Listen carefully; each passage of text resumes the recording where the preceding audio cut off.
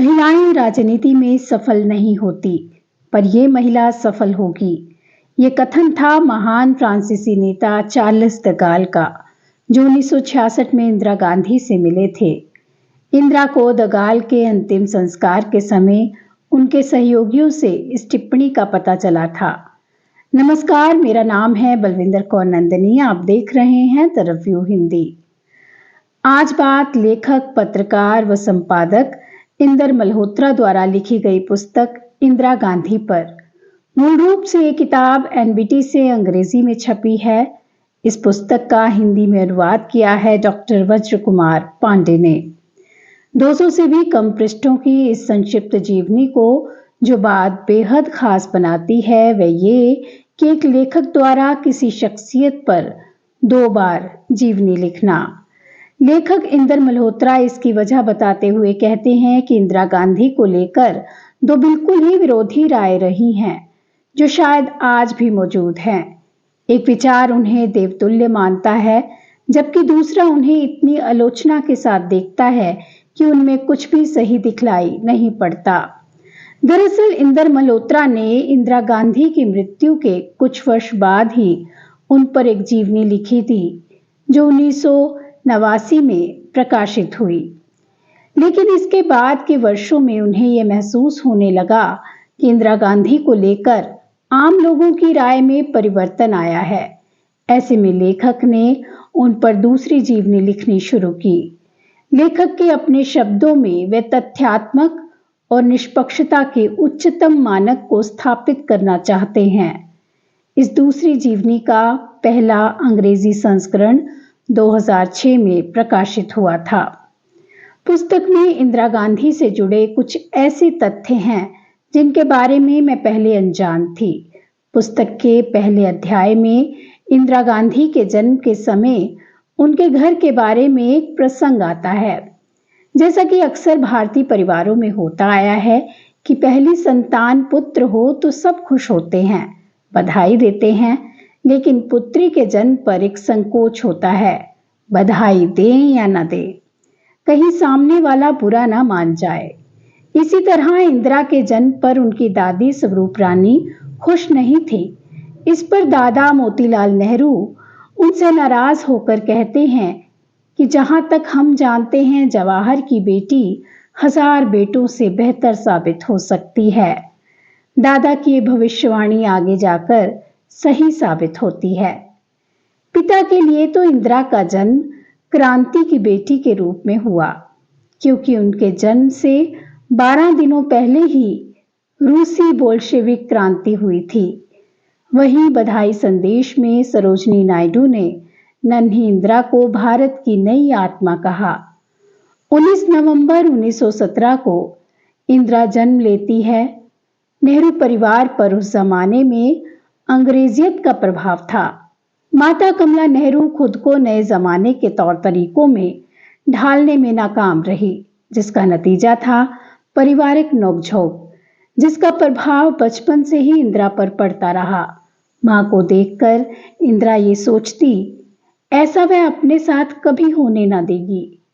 इंदिरा कुछ बड़ी हुई तब तक उनका घर राजनीतिक गतिविधियों का केंद्र बन गया। कांग्रेस की मीटिंग हो या गांधी जी का आगमन, इंदिरा सब में शामिल होती। बचपन में मेज पर खड़े होकर नौकरों और दोस्तों के सामने नेताओं जैसे भाषण देती और विदेशी कपड़ों के दहन के समय तो गर्व से भर जाती। देश की आजादी के लिए उठाया गया एक एक कदम वह देख रही थी। फिर दादा और पिता का जेल जाना एक लगातार जारी रहने वाली प्रक्रिया बन गई। 1930 में नमक सत्याग्रह के दौरान मां की गिरफ्तारी से इंदिरा को खुशी हुई। पहली बार मां को पिता की सहयोगी के रूप में देखना बहुत अच्छा लगा। 1936 में कमला नेहरू की लंबी बीमारी से मृत्यु हो जाती है। इंदिरा की उम्र उस समय 19 वर्ष थी। पिता जेल में थे और इंदिरा एकाकीपन से घिर गई। इंदिरा शुरू से ही पिता से पत्रों के माध्यम से बात करती आई थी। पुस्तकों की चर्चा, नए विचार विमर्श पत्रों के जरिए होते। लेकिन इन हालात में इंदिरा की शिक्षा में कभी स्थिरता न आ पाई। शांति निकेतन भेजा गया तो मां की बीमारी के कारण वहां भी शिक्षा पूरी नहीं हो पाई। बाद में इंदिरा को पढ़ाई के लिए इंग्लैंड भेजा गया। पुस्तक में न सिर्फ इंदिरा के राजनीतिक जीवन बल्कि उनके निजी और पारिवारिक जीवन के प्रसंग भी लगातार आते रहते हैं। फिरोज गांधी के साथ उनका प्रेम और विवाह, बच्चों के साथ उनका लगाव और पिता के प्रति समर्पण इस किताब के माध्यम से हमें जानने को मिलता है। किताब की सबसे बड़ी खूबी इसका संक्षिप्त होना है। बड़ी बड़ी घटनाओं को इंदर मल्होत्रा ने इतने कम शब्दों में व्यक्त किया है कि पढ़ते वक्त ऐसा लगता है जैसे कोई विस्तृत जीवनी पढ़ रहे हो। जहां तक राजनीतिक जीवन की बात है तो कांग्रेस के पुराने नेताओं, जिन्हें सिंडिकेट के नाम से जाना जाता था, उनके साथ इंदिरा का संघर्ष, मोरारजी देसाई को पीएम पद की रेस में पीछे छोड़ना पाठक को ये सोचने पर मजबूर करता है कि इंदिरा के लिए कुछ भी आसान न था। इंदिरा द्वारा लिए गए कुछ बड़े फैसले, जैसे राजा महाराजाओं को मिलने वाला प्रीवी पर्स खत्म करना, बैंकों का राष्ट्रीयकरण करना और हरित क्रांति, इन सब विषयों पर इंदर मल्होत्रा की कसी हुई लेखनी पाठक को उस समय का एक पूर्ण चित्र पेश करती है। 1971 के युद्ध में पाकिस्तान को हराकर नए राष्ट्र बांग्लादेश के निर्माण पर किताब में एक पूरा अध्याय दिया गया है। यहाँ 1971 के युद्ध पर थोड़ी विस्तार से बात करना जरूरी होगा, जो इंदिरा के जीवन का शिखर था। ये तो सभी जानते हैं कि युद्ध में पाकिस्तान को करारी हार का सामना करना पड़ा था और पाकिस्तानी सेना के 93,000 सैनिकों ने 16 दिसंबर 1971 को आत्मसमर्पण कर दिया था। जो बात कम लोग जानते हैं वे ये कि दूसरे विश्व युद्ध के बाद इतना बड़ा मिलिट्री सरेंडर पहली बार हुआ था। उस दिन इंदिरा गांधी संसद भवन के दफ्तर में थी और जनरल मानेकशॉ के संदेश का इंतजार कर रही थी। संदेश आने में देर हो रही थी और वह जरा भी परेशान नजर नहीं आ रही थी। इस बीच उन्होंने स्वीडन के टेलीविजन वालों को बुलाया, जिन्हें वह कई दिन पहले समय दे चुकी थी। मानेकशॉ ने 4:30 बजे के तुरंत बाद फोन किया और बात सिर्फ 5 सेकंड तक हुई। इस दौरान इंदिरा सिर्फ एक शब्द बोली, अच्छा। टीवी पत्रकारों को थोड़ा ठहरने को बोलकर वह लगभग दौड़ती हुई संसद में गई, ये ऐलान करने के लिए कि बांग्लादेश में पाकिस्तानी फौज ने बिना शर्त आत्मसमर्पण कर दिया और ढाका अब एक आजाद मुल्क की आजाद राजधानी है। 1971 का भारत पाक युद्ध जहां उनकी सबसे बड़ी सफलता थी, तो आपातकाल उनकी सबसे बड़ी नाकामी। हालांकि इंदर मल्होत्रा आपातकाल को एक नई दृष्टि से देखते हैं। वे लिखते हैं कि अपनी पहली जीवनी में उन्होंने आपातकाल की बेहद सख्त आलोचना की थी और वे सालों तक इस पर अड़े रहे, लेकिन धीरे धीरे उनके विचार बदले। वे मानते हैं कि आपातकाल बुरा था, लेकिन क्या उतना बुरा था जितना इंदिरा के विरोधी बताते हैं।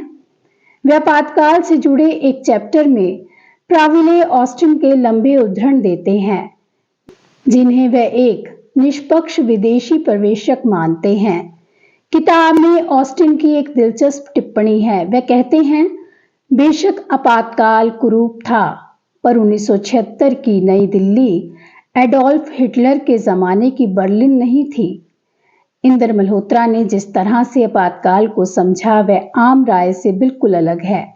वे कहते हैं, आपातकाल ने अगर कुछ भी साबित किया तो ये कि भारत पर शासन चाहे वह जिस हद तक चल सके, लोकतांत्रिक ढंग से ही चल सकता है, किसी अन्य ढंग से कदापि नहीं। दूसरे शब्दों में भारत ने जाने अनजाने ये सुनिश्चित कर लिया कि आपातकाल पुनरावृत्ति नहीं होगी। इंदिरा गांधी के अंतिम वर्ष फिर गहरे विवादों से भरे रहे, खासतौर से खालिस्तान, जर्नैल सिंह भिंडरावाला और फिर बेहद दुखद ऑपरेशन ब्लू स्टार के कारण। किताब में इन सभी मुद्दों का भी जिक्र मिलता है। कुल मिलाकर ये किताब इंदिरा गांधी के जीवन को हमदर्दी के साथ देखती है। हालांकि जहां जहां जरूरत थी वहां वहां इंदर मल्होत्रा ने आलोचना करने में कोई कमी नहीं छोड़ी। उन्होंने पूरा ध्यान रखा कि कहीं उनकी प्रशंसा किताब की निष्पक्षता को खत्म न कर दे। इंदिरा गांधी एक ऐसी नेता थी जिनका जीवन सफल और असफल फैसलों का मेलजोल था। उनका जीवन इतने उतार चढ़ाव और विरोधाभासों से भरा है कि उनके बारे में एक राय बनाना मुश्किल होगा। वह मंझी हुई पॉलिटिशियन थी जो राजनीति के दांवपेच को न सिर्फ समझती थी बल्कि उनमें खुद भी माहिर थी। सही गलत की बहस के बीच में झूलता इंदिरा का राजनीतिक जीवन उन्हें आधुनिक इतिहास की एक ऐसी शख्सियत बनाता है जिनके जीवन और कार्यों पर बहस का सिलसिला भारत में अगले कई दशकों तक जारी रहेगा, शायद कई सदियों तक। कुल मिलाकर इस किताब ने मुझे इंदिरा गांधी के बारे में और अधिक पढ़ने के लिए प्रेरित किया है।